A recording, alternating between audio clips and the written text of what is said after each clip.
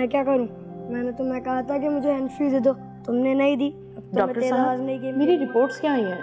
आलिया साहिबा, आपके लिए अच्छी खबर नहीं है। क्या क्या हुआ डॉक्टर साहब? आपको बोलिए। आपको लंग्स कैंसर की स्टेज 4 है। क्या? अल्लाह खैर। कितना टाइम है मेरे पास? ज़्यादा से ज़्यादा 3 महीने। बहुत ही पागल इंसान है, एकदम स्टूपिड। यार मेरी कब जान छूटेगी इस इंसान से? जान तो मेरी छूटेगी जब तुम्हारी शादी होगी और तुम इस घर से हमेशा हमेशा के लिए चली जाओगी।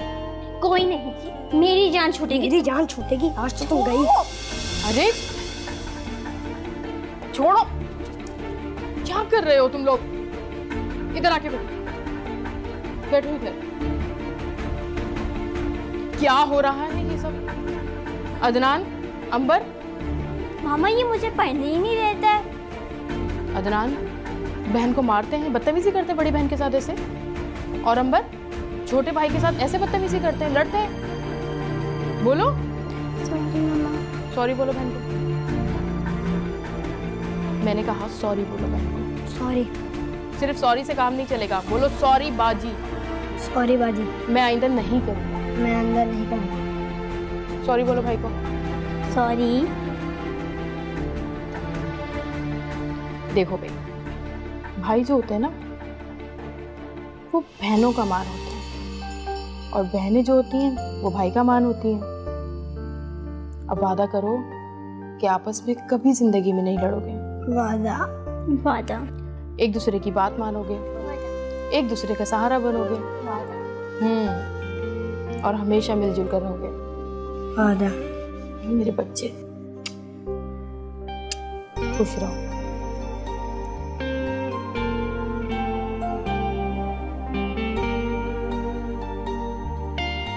मामा। हाँ, चलो पढ़ो। तुम भी पढ़ो, बैठो बहन के साथ, होमवर्क करो। कहाँ गया तुम्हारा काम? ये रहा। मेरे बच्चों की भी क्या नसीब है। पहले बाप से लगी, अब माँ चली जाएगी।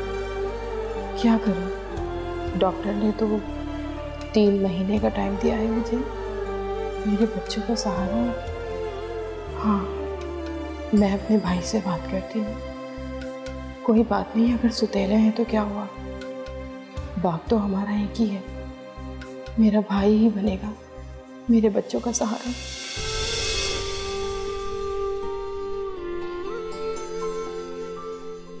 आलिया, हौसले से काम लो, सब ठीक हो जाएगा। मुझे बताओ इलाज के लिए कितने पैसे चाहिए? मैं अभी भिजवा देता हूँ। वकास भाई, मेरे पास टाइम बहुत कम है, शायद कुछ महीने। कीमोथेरेपी भी नहीं हो सकती। मुझे मेरी फिक्र नहीं है, मुझे मेरे बच्चों की बहुत फिक्र है, क्योंकि मेरे बाद आप ही इनका वाहिद सहारा हो। आप मेरे बच्चों को अमेरिका बुला लें। आलिया, ये इतना आसान नहीं है। अब वीज़ा मिलना बहुत मुश्किल हो गया है, और स्टूडेंट वीज़े पे बुलवाना भी बहुत दुश्वार है। कोरोना की वजह से हर सरगर्मी मुअत्तल हो गई है। सब कुछ नॉर्मल होने में 6 माह लग सकते हैं। भाई, मेरे पास बहुत कम है। अगर आपने मेरे बच्चों की कफालत नहीं की तो वो दर-बदर हो जाएंगे। अच्छा, मेरी बात सुनो। फिलहाल तुम दोनों बच्चों को किसी शरीफ घराने को सौंप दो। मैं हर महीने बाकायदगी से पैसे भिजवाता रहूंगा, और जैसे ही हालात नॉर्मल होंगे मैं खुद आकर अमेरिका ले जाऊंगा। मेरी बात का यकीन करो। कैसे यकीन कर लूं भाई, कैसे यकीन कर लूं आपकी बात का? जो एक मरती हुई माँ की फरियाद नहीं सुन सकता, वो बाद में आएगा। नहीं, अगर मैं आपकी सगी बहन होती तो आप जरूर आते। मैं सुतेली बहन हूं ना आपकी। आलिया, ऐसी बात नहीं है, तुम मेरी बहन हो। Alia, hello hello Alia, hello.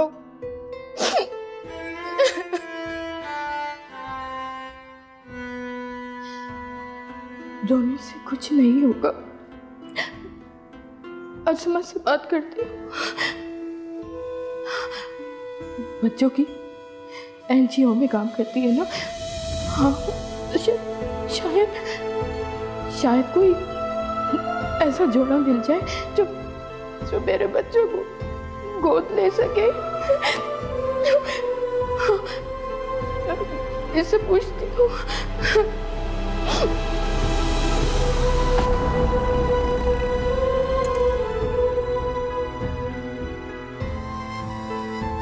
अच्छा, बस बच्चे अभी आने वाले होंगे। मैं अस्सलाम वालेकुम मम्मी।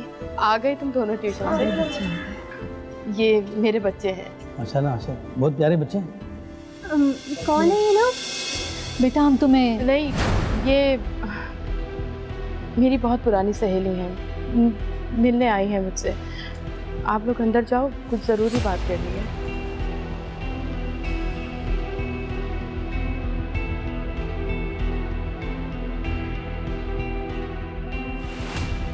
दरअसल माफ़ कीजिएगा, मैं आपसे बात जो करने लगी हूँ शायद आपको थोड़ी सी बुरी लग सकती है।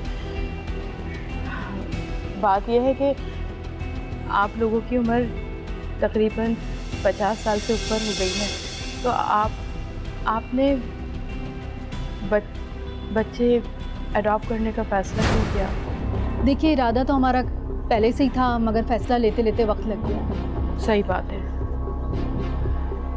अगर फैसलों में वक्त ज़ाया हो जाए तो गाड़ी हाथ से निकल जाती है।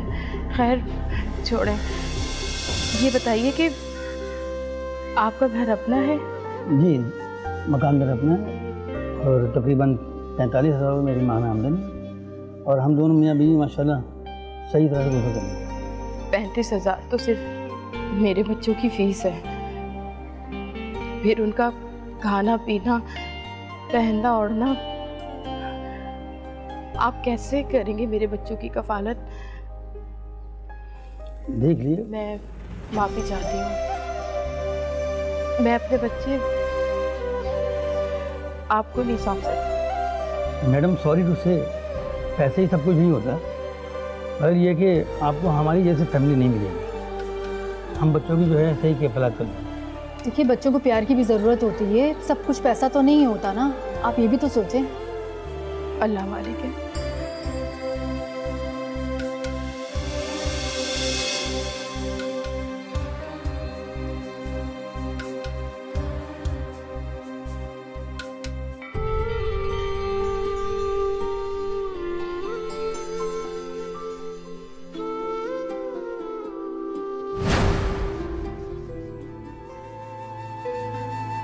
ठीक है, अल्लाह को मेरी जिंदगी अजीज नहीं है, लेकिन मैं अपने बच्चों को अंधे कुएं में नहीं छोड़ सकती।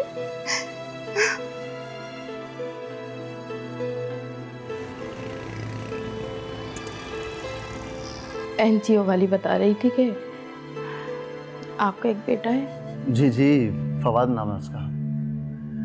अल्लाह का हम दोनों पे बड़ा करम है, बहुत कुछ दिया अल्लाह पाक ने हमें। 3 मिनरल वाटर के फिल्टर प्लांट भी हैं, शेयर्स में भी इन्वेस्टमेंट की हुई है। तकरीबन महीने की 3-3.5 लाख आमदनी हो जाती है और घर भी अपना है। बस जिंदगी में एक कमी है, वो ये कि शबनम अब दोबारा कभी माँ नहीं बन सकती। इसलिए हम आपके पास आए। हमें और बच्चों की ख्वाहिश है और मेरे बेटे को और बहन भाइयों की आरज़ू है। मेरे शौहर के मरने के बाद मैंने अपने बच्चों को बहुत नाजों से पाला है। ख्वाब तो कई देखे, लेकिन कैंसर जैसे इस मूजी मर्ज ने, खैर छोड़ें। आप लोगों को मुझसे वादा करना होगा, आप कभी भी मेरे बच्चों की पढ़ाई के साथ समझौता नहीं करेंगे और मेरे बच्चों को कभी मारेंगे नहीं। ये तमाम शराइत एडॉप्शन डीड में होंगी। अरे बहनी, आप कैसी बातें कर रही हैं? बच्चों को मारना, अरे हम तो इस बारे में सोच भी नहीं सकते। और मैं तो इन सब चीज़ों के बहुत खिलाफ हूँ। हम उनका बहुत ख्याल रखेंगे, अब बेफिक्र हैं। बल्कि आपको तो पता है, हमने उनके लिए स्कूल भी सोच लिया है। और सऊद तो कह रहे थे कि बच्चों के नाम पे एक अकाउंट खुलवाएंगे जिसमें हर मंथ मखसूस रकम जमा होती रहेगी, ताकि कल को खुदा ना खास्ता हमें कुछ हो भी जाता है तो हमें किसी के सहारे की ज़रूरत नहीं पड़ेगी। सऊद, एडॉप्शन डीड में ये पॉइंट ज़रूर शामिल करवाइएगा। बिल्कुल, ज़रूर ज़रूर। आप लोगों के मिलने के बाद मुझे बहुत इत्मीनान हो गया है। मेरे बच्चे महफूज हाथों में हैं, मेरा भाई अमेरिका में है। वो आपको हर महीने बाकायदगी से मेरे बच्चों का खर्चा भेजता है। अरे आलिया बहनी, आपको परेशान होने की ज़रूरत नहीं है, हम हैं ना। देखें, आपसे सिर्फ इतनी दरख्वास्त है, बच्चे हमें दे दें, हम उनका बहुत ख्याल रखेंगे, अपनी जान से भी ज़्यादा, है ना सऊद? जी जी बिल्कुल। आप परेशान मत हो। सऊद, आप जाके पेपर बनवाइए, वक्त थोड़ा कम है। आप लोग मेरे बच्चों को मेरे जनाजे में मत लाइएगा। मैं एक वसीयत कर रही हूँ, समझा करें। अरे आप रोएं तो नहीं, आप ठीक हो जाएंगी, अल्लाह पर भरोसा रखें।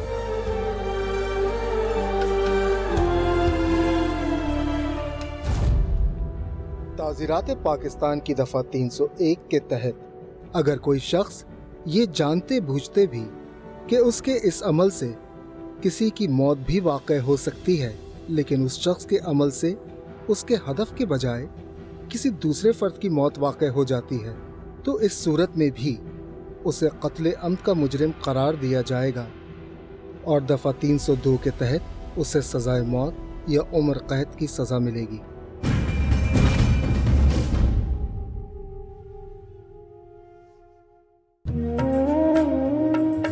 चलो मम्मा, मैं कहीं नहीं जाना, प्लीज हम अपने से दूर मत करें। मम्मा प्लीज, मम्मा प्लीज अपने से दूर मत करें हमें, प्लीज। देखो मम्मा प्लीज, देखो मेरी बात मानो, तुम चले जाओ। नहीं मामा, हम लोगों को कहीं नहीं जाना, हमें आपके साथ ही रहना है। अपने भाई का बहुत ख्याल रखना बेटा। ये लोग बहुत अच्छे लोग हैं, अदनान बहुत अच्छे लोग हैं ये लोग। नहीं मम्मा, हम लोग कहीं नहीं जाएंगे, आपके नहीं जाएंगे। तुम लोग क्यों मेरे लिए मुश्किल पैदा कर रहे हो? आप लोग इनको ले जाओ। नहीं ये ऐसे नहीं सुनेगी। मम्मा प्लीज, अब्बर क्यों मुश्किल कर रहे हो मेरे लिए? तुम लोगों को सुनना चाहता है ना तो सुनो। मुझे कैंसर है, मरने वाली हूँ मैं, मेरे पास बहुत कम दिन है। देखो तुम लोग के साथ चले जाओ, यही तुम्हारे असली माँ बाप है। मैंने और पापा ने तो तुम्हें लेके पाला था। जाओ। नहीं मम्मा, हम कहीं आप इसे ले जाइए। ये लोग नहीं जाना चाहते तो आप नहीं भेजें। मामा आप ले जाइए, इनका सामान मैंने बांध दिया। जाओ अंबर। मामा नहीं। अपने भाई का बहुत ख्याल रखना। मुझसे वादा किया था ना तुम दोनों ने, कभी अलग नहीं हो गए। वादा करो। नहीं जाओ, आप लोग खुदा के लिए। नहीं जाओ अंबर। नहीं आंटी, मुझे बेटा भाई ले जा। जाओ, अपने भाई का बहुत ख्याल रखना। जाओ।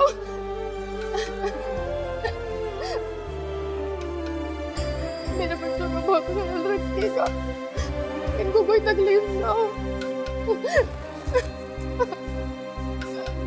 अब तुमसे कभी घर मुलाकात न होगी, पर दिल से बुलाने की तुम्हें बात न होगी। अंबर अदनान, चलो बेटा शाबाश, नाश्ता कर लो। तुम लोगों ने कल भी कुछ नहीं खाया। नहीं, मुझे कुछ नहीं खाना, मुझे मेरी अम्मी के पास जाना। बेटा अब उनकी तबीयत ठीक नहीं है, वो आप लोगों का ख्याल नहीं रख सकती, इसलिए वो चाहती है कि हम आपका ख्याल रखें। लेकिन हम तो उनका ख्याल रख सकते हैं ना, अभी तो उनको हमारी ज़्यादा ज़रूरत है। हाँ, मैं रोज़ उनका सर दबाऊंगा और उनको मेडिसिन भी दूंगा। मुझे यहाँ नहीं रहना। आपकी मम्मा ने बताया था आप लोगों को घूमना फिरना बहुत पसंद है, हम लेके चलेंगे ना आपको घुमाने। चलोगे हमारे साथ? नहीं, मुझे कहीं नहीं जाना, मुझे सिर्फ मम्मा के पास जाना है। बेटा बच्चे बहुत मिस कर रहे हैं अपनी माँ को, कम से कम इनकी फ़ोन पे ही बात करवा दें। हाँ ये सही, फोन पर बात करते। हेलो जी, कैसी तबीयत है आपकी? बच्चे बहुत मिस कर रहे थे आपको, ये बात कर लें प्लीज। हेलो हेलो मम्मा, मम्मा आपकी तबीयत कैसी है? बेटा अब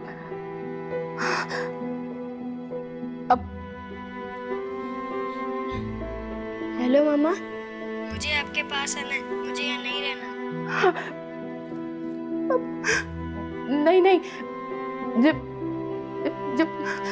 जब मैं फोन करूंगी ना, जब आना, ठीक है? अभी मैं जा रही हूँ, मुझे बहुत देर हो रही है।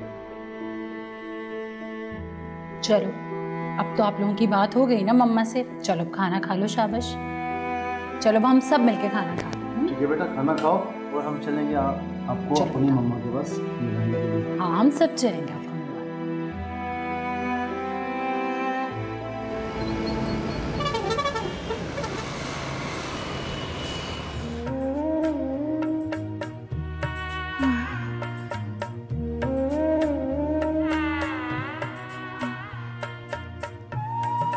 तुम लोग भी याद करते हो ना अंबर को,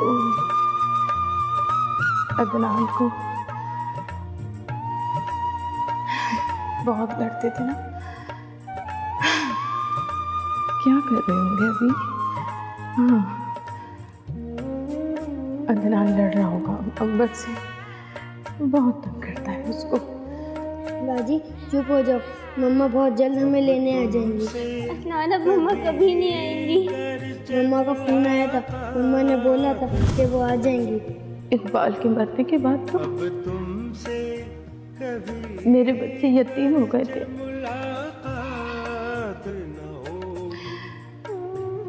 अब मेरे बच्चे के बाद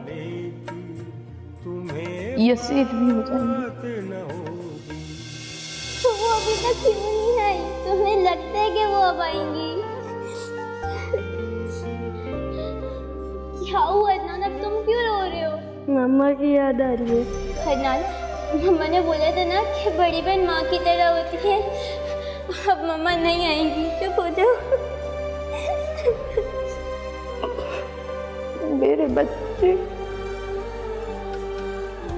यतीम, यसीर,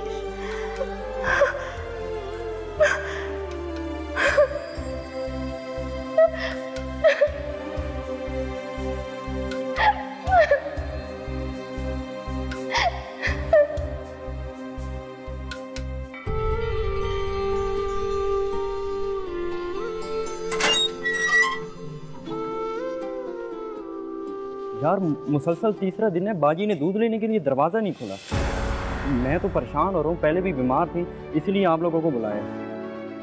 वैसे बीमारी की वजह से उनका घर से निकलना बंद हो गया था, मगर 3 दिन से मैंने भी उन्हें नहीं देखा।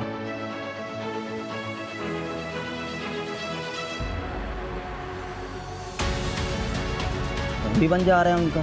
खुदा खैर करे, 1 माह से बच्चे ही मिलने नहीं आ रहे। मुझे लगता है हमें दवा तोड़ देना चाहिए।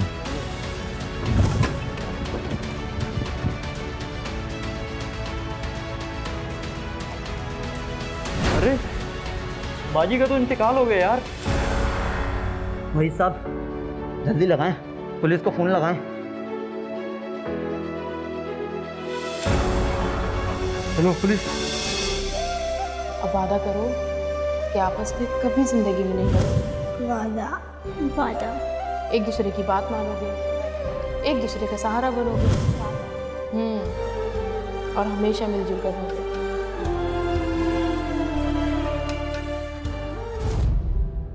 ताज़ीरात पाकिस्तान की दफ़ा 364 के तहत अगर कोई शख्स किसी ऐसे फ़र्द को अगवा करता है जिसे कत्ल करना मकसूद हो, या उसे अगवा करके ऐसे हालात में रखा जाए जहां अगवा होने वाले फ़र्द की जान को शदीद ख़तरा हो, तो इस शख्स को जुर्माने के साथ साथ 10 साल तक कैद बामुशक्कत की सज़ा हो सकती है।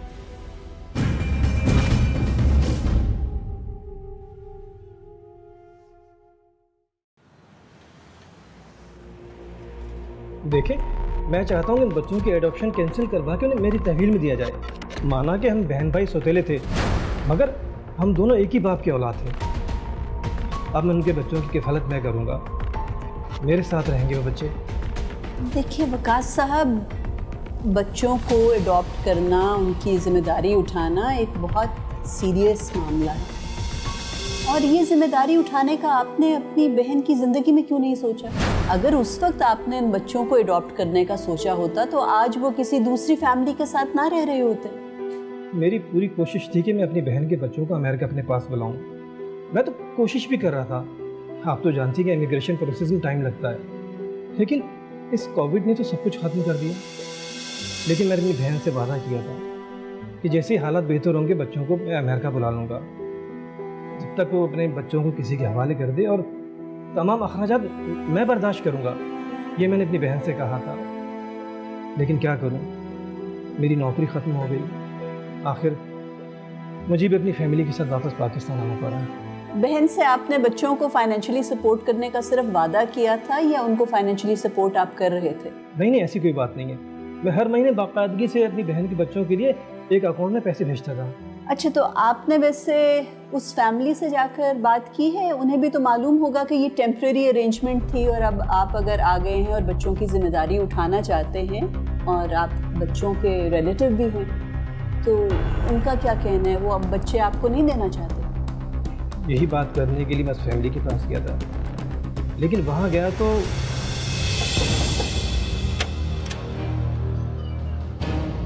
बेटा तुम अदनान हो ना?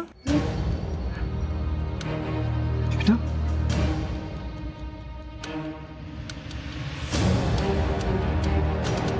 यहाँ खड़ी क्या कर रहे हो? तुम्हें मैंने बोला था कि गाड़ी पे कपड़ा लगाओ, जाओ। आप कौन?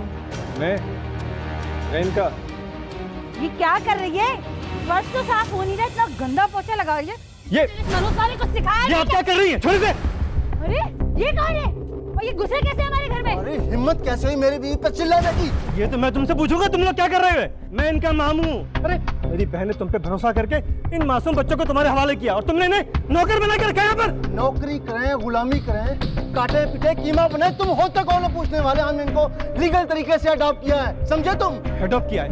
अच्छा, तो क्या एडॉप्शन पेपर दिखाओ। क्यों तुम्हें दिखाए? तुम वकील हो क्या? क्योंकि मैं इनका मामू हूँ, हर महीने बाकायदगी से इनका खर्चे के पैसे बेचता हूँ। बेशर्म इंसान, इन मासूम बच्चों के पैसे भी तो खा जाता है। बकवास कर रहे हो। पैसे बेचता? कौन से पैसे? जो मेरे अकाउंट नंबर मेरी बहन ने मुझे दिया था। हर महीने बाकायदगी से बैंक में पैसे लगाता हूँ मैं। जाओ पूछो अपनी बहन से, समझे तुम? कौन सा अकाउंट? और ये ड्रामेबाजी नहीं चाहिए, समझे तुम? ये ड्रामा है। तुम दोनों को तो मैं जेल करवाऊंगा, ऐसी सजा दिलवाऊंगा तुम्हारी सारी बस्तियां, सारा नशा उतर जाएगा, समझे? जेल में भिजवाएगा? हाँ। ये शख्स हमारे घर में डकैती करने के लिए आया है। जा पूरे मोहल्ले को बोल दो। जाओ। डकैती तुम्हें? बच्चों से मुशक्कत करवाना तो इखलाकन भी गलत है और कानूनी तौर पे भी जुर्म है। यही बात मैं सऊद को समझा रहा था, लेकिन उल्टा उसने मुझ पर इल्ज़ाम लगाकर मारपीट के मुझे घर से निकाल दिया।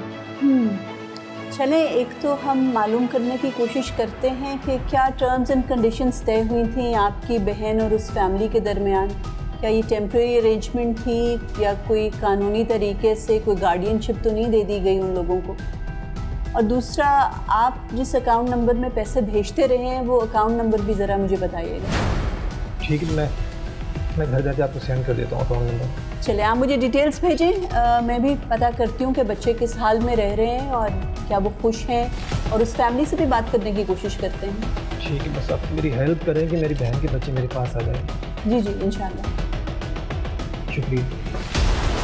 अल्लाह।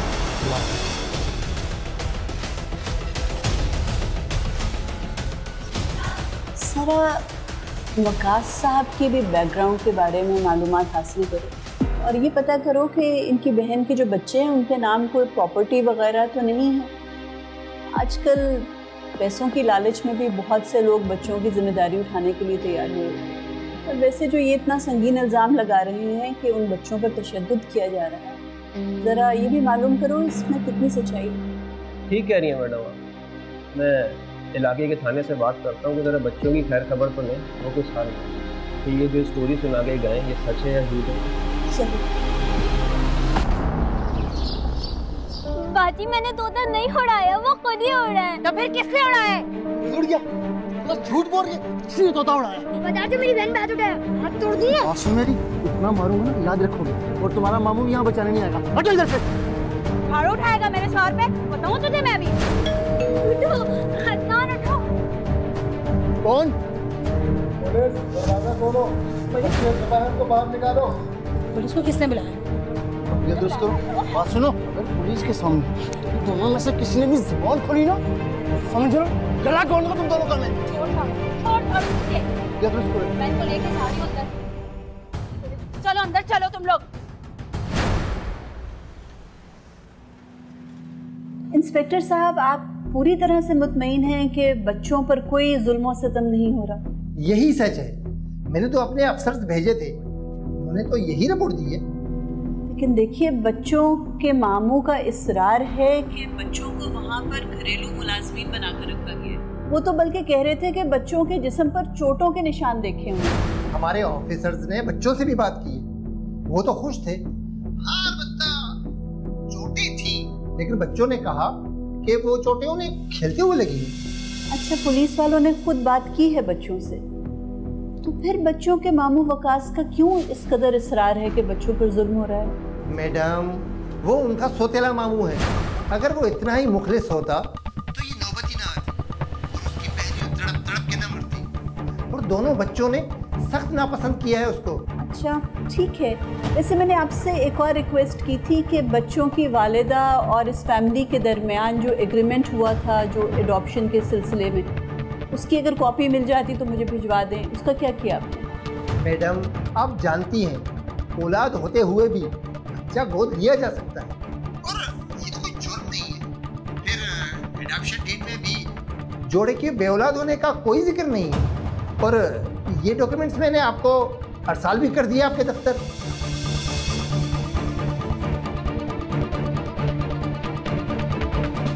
अच्छा अच्छा चलिए, थैंक यू, मैं भी चेक करती हूँ। बहुत शुक्रिया, अल्लाह हाफ़िज़।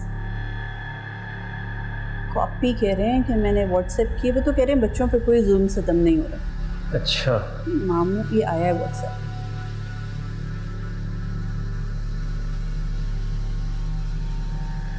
ये आलिया साहिबा और सऊद और उनकी वाइफ के दरमियान एग्रीमेंट है बच्चों के वेलफेयर के हवाले से। आलिया ने कहा है कि वही जो एक वालिदा की रिजर्वेशंस हो सकती हैं अपने बच्चों के हवाले से कि इनकी तालीम का ख्याल रखा जाएगा, इनकी सेहत का, इन्हें प्रोटेक्शन प्रोवाइड की जाएगी। अच्छा, इस एग्रीमेंट में ये भी बताया आलिया ने कि डॉक्टर्स ने कह दिया कि इसके पास मैक्सिमम 3 हफ्ते और हैं ज़िंदगी के, और इन्हीं आखिरी दिनों में ये बच्चे इस फैमिली के हवाले कर रही है। क्या हुआ?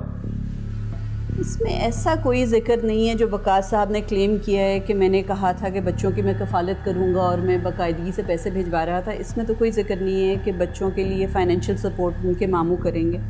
इसका मतलब सऊद झूठ बोल रहा है। अच्छा, और ऐसा भी कोई नुक्ता नहीं है जिसमें आलिया ने जिक्र किया हो कि ये टेम्प्रेरी अरेंजमेंट है और इसके बाद बच्चों ने कहीं और जाना है। ये देखो तुम भी।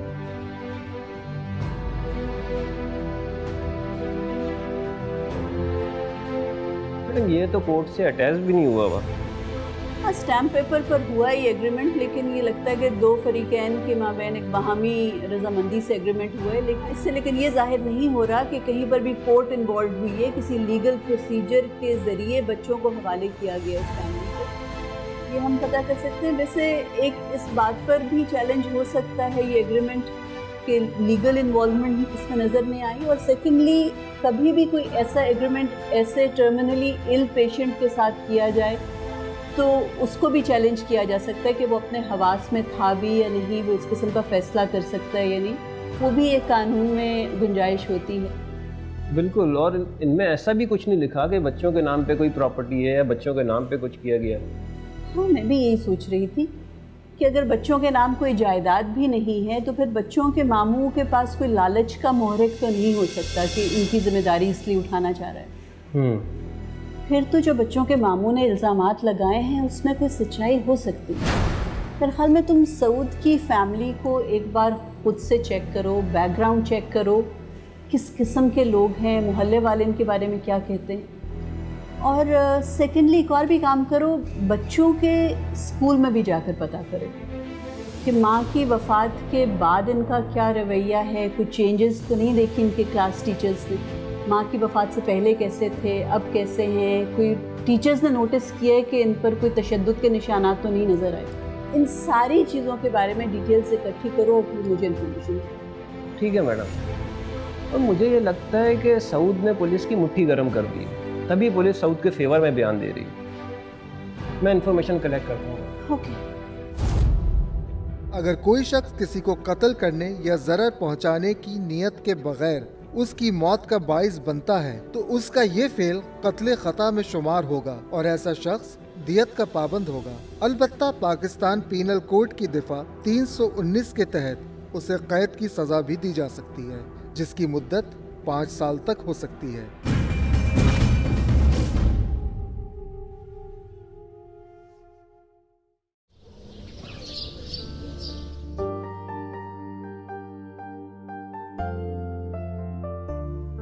अदरान, मम्मा आप आ गई?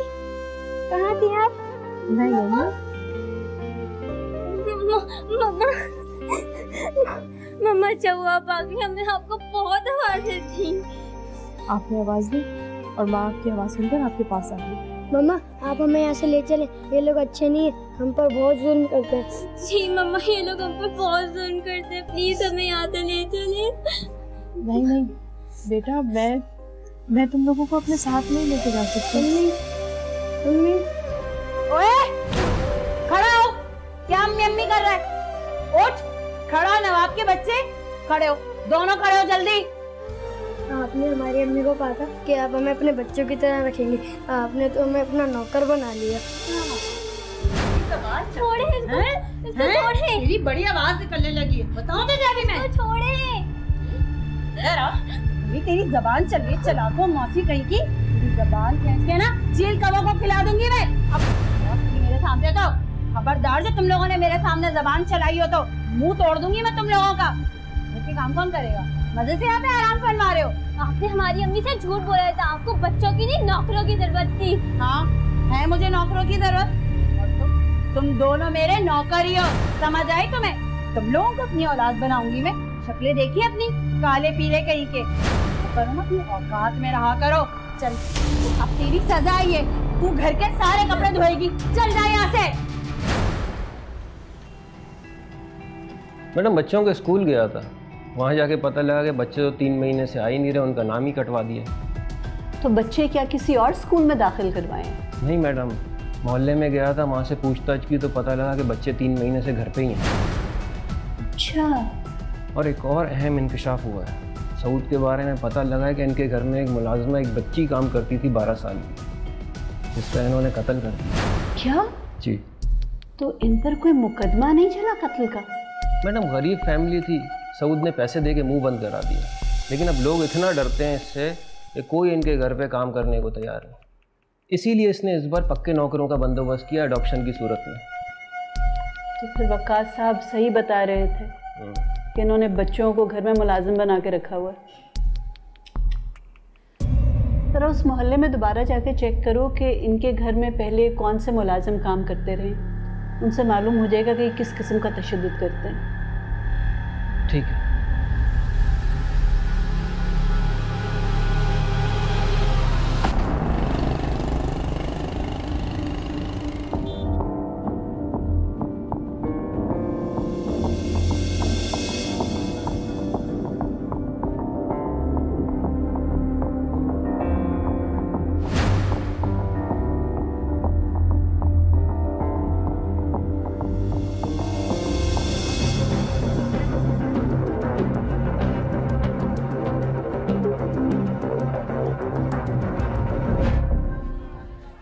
योर ऑनर, अदालत में मौजूद दोनों बच्चों से पुलिस पहले ही पूछगछ कर चुकी है और दोनों बच्चों ने पुलिस को साफ साफ बताया है कि वो मेरे क्लाइंट के साथ उनके घर में बहुत ही खुशो खुर्रम जिंदगी गुजार रहे हैं। योर ऑनर, दोनों बच्चे गवाही देने के लिए इस वक्त अदालत में मौजूद हैं और दोनों बच्चों की गवाही मेरे क्लाइंट को सच्चा साबित करने के लिए काफ़ी है। योर ऑनर, मेरी समझ में एक बात नहीं आ रही कि हमारे मुल्क की जानी मानी वकील आमना कबीर एक बेबुनियाद केस लेके अदालत में कैसे आई है? योर ऑनर, ना तो केस बेबुनियाद है और ना ही इनके क्लाइंट्स पर लगाए गए इल्जामात बेबुनियाद हैं।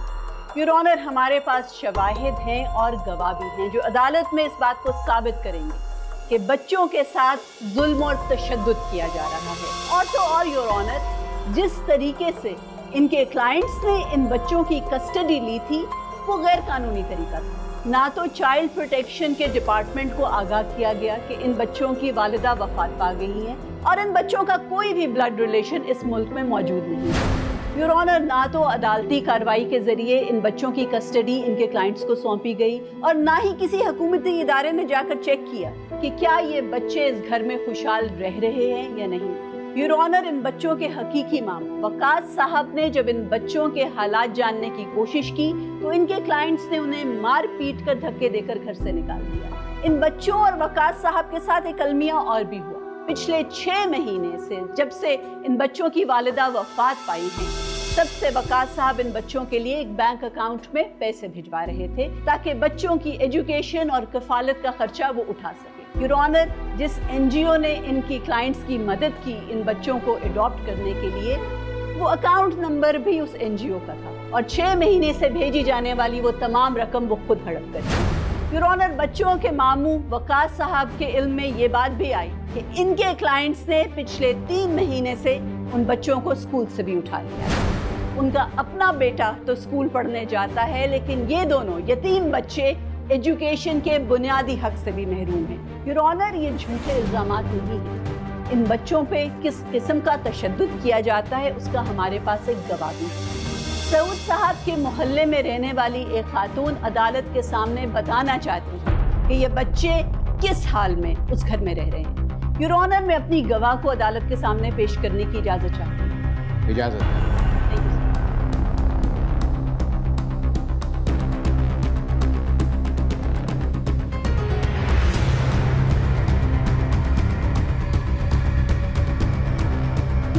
रेहाना साहिबा हैं, ये सऊद साहब के पड़ोस में रहती हैं। रेहाना साहिबा, आप अदालत को बताएंगी कि सऊद साहब और उनकी बेगम शबनम का इन दोनों बच्चों के साथ किस किस्म का बर्ताव है? जी हाँ, मैं इनकी पड़ोसन हूँ और मैंने देखा है कि ये दोनों बच्चों पे बहुत जुल्म करते हैं, इनको बहुत मारते और पीटते हैं। बज़ाहिर तो ये दोनों बहुत शरीफ नज़र आते हैं लेकिन बच्चों के साथ इनका रवैया बिल्कुल अच्छा नहीं है। अक्सर मैंने देखा है कि ये बाहर जाते हैं तो अपने बेटे को तो साथ ले जाते हैं और इन दोनों बच्चों को लॉक करके चले जाते हैं।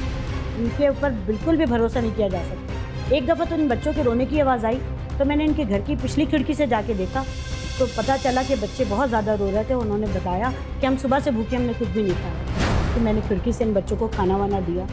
इनका जुल्म तो इतना बढ़ा हुआ है कि इनके घर में रहने वाली एक मुलाजमा जो कि तशद्दुद से मर गई, लोगों का यह कहना है कि इन्होंने ही उसको मारा और उसके घर वालों को इन्होंने पैसे दे के उनका मुँह बंद कर दिया। ये बच्चे बहुत जुल्म का शिकार हैं। 3-4 महीने से बच्चे स्कूल भी नहीं जा रहे। इसका पता भी ऐसा चला कि मेरा बेटा इनके साथ वैन में जाता था। उसने मुझे बताया कि अम्मी 3-4 महीने से ये बच्चे स्कूल नहीं जाते।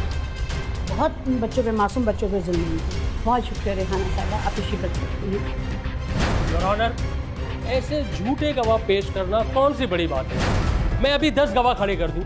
योर ऑनर, इन खातून ने मेरे क्लाइंट पे इल्ज़ाम लगाया है कि बच्चों को स्कूल से उठा लिया गया। योर ऑनर, ये बात बिल्कुल ठीक है कि मेरे क्लाइंट ने बच्चों को स्कूल से उठवा लिया था, जिसकी वजह यह है कि उनके इलाके में बच्चों के अगवा बहुत ज़्यादा हो रहे थे। न सिर्फ इन दोनों बच्चों को स्कूल से उठवाया गया, बल्कि उन्होंने अपने बेटे को भी स्कूल से उठवाया और घर में उनको ट्यूशन प्रोवाइड किया। और योर ऑनर, ये भी बिल्कुल झूठी बात है कि बच्चों के ऊपर जुल्म होता था, उनको खाना नहीं दिया जाता था, ऐसी कोई बात नहीं है। और जहाँ तक बच्चों की कस्टडी का सवाल है, मेरे क्लाइंट माशाल्लाह पढ़े लिखे हैं, वो भी यही चाहते थे कि बच्चों की कस्टडी कानूनी तरीके से हो, लेकिन बच्चों की वालिदा की नागहानी मौत की वजह से ये सब कुछ मुमकिन ना हो पाया। योर ऑनर, वकील साहब गलत बयानी से काम ले रहे हैं। इनके क्लाइंट का बेटा तो अभी भी स्कूल जाता है, जबकि इन दोनों बच्चों को घर पर मुलाजिम बनाकर रखा गया है। इन्हें स्कूल नहीं भेजा जाता, इन पर तशद्दुद किया जाता है। योर ऑनर, इनके क्लाइंट्स ने इन दोनों बच्चों को एडॉप्ट ही इसी गर्ज से किया था कि मुफ्त के मुलाजिम मिल जाएंगे। असल हकीकत तो ये है कि जब से इन्होंने एक 12 साल बच्ची को घर में बतौर मुलाजमा रखा और फिर उस पर इस कदर तशद्दुद किया कि उसकी मौत वाक़ई हो गई, उस दिन के बाद से पूरे मोहल्ले में हर इंसान जानता है कि ये किस किस्म के लोग हैं और कोई भी घरेलू मुलाजिम इनके घर पर काम करने के लिए राजी नहीं है। योर ऑनर, हमारी दरख्वास्त है कि इन बच्चों के मुस्तकबिल के लिए यही बेहतर होगा कि अगर इन दोनों को इनके सगे मामू के हवाले कर दिया जाए। वो इन दोनों बच्चों की हर किस्म की जिम्मेदारी उठाने के लिए तैयार है। योर ऑनर, बजाय इसके कि मैं और वकील साहब अदालत के सामने मुख्तलिफ दलाइल देते रहें अपने क्लाइंट्स के हक में, मेरी अदालत से दरख्वास्त है कि आप इन दोनों बच्चों से अलहदगी में पूछें कि इनके साथ किस किस्म का रवैया रखा गया है और क्या ये उस घर में खुश हैं या नहीं। Thank you sir.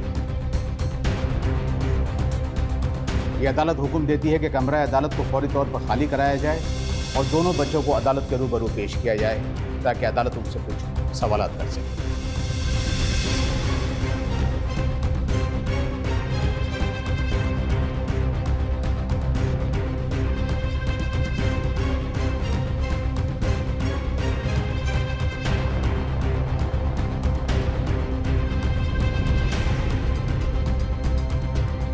हाँ बेटा, तुम दोनों ये बताओ कि तुम दोनों स्कूल जाते हो?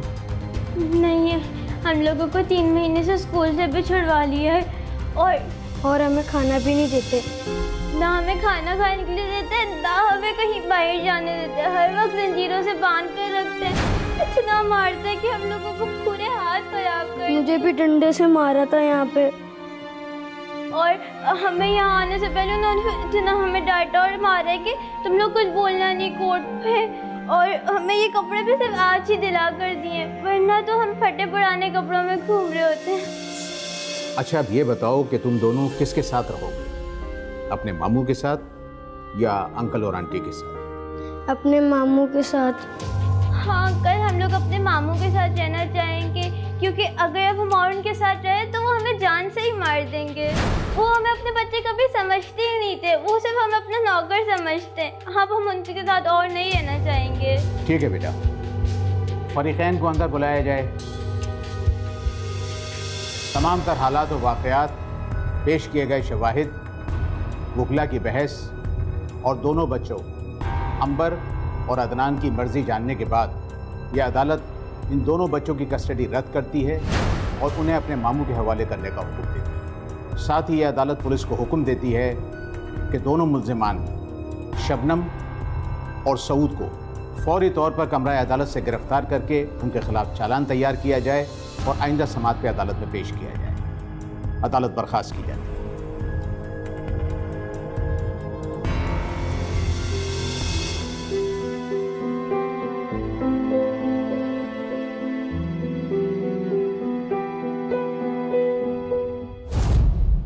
अगर आप भी कोर्ट नंबर 5 में कोई केस पेश करना चाहते हैं तो हमें ईमेल करें court5@sama.tv।